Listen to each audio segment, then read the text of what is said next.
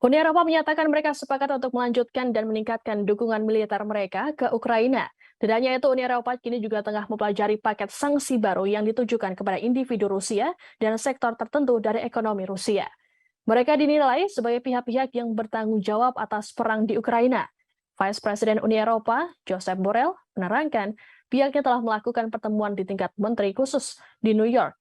Dalam pertemuan itu, mereka masih menentukan rincian paket sanksi ke-8 bagi Rusia. Kemungkinan paket sanksi ini akan berlaku pada pertengahan Oktober mendatang. Borrell meyakini paket sanksi ini akan mendapat dukungan penuh. Lebih lanjut dikatakan oleh Borrell, invasi ini tak hanya mendatangkan penderitaan bagi rakyat Ukraina, tapi juga penduduk Rusia. Seperti diketahui bersama, dalam kebijakan terbarunya, Presiden Putin menyatakan akan melakukan mobilisasi militer untuk warganya.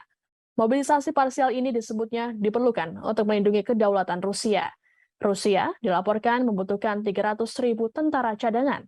Hal ini pun memicu gelombang protes masyarakat Rusia yang kemudian ramai-ramai keluar Rusia.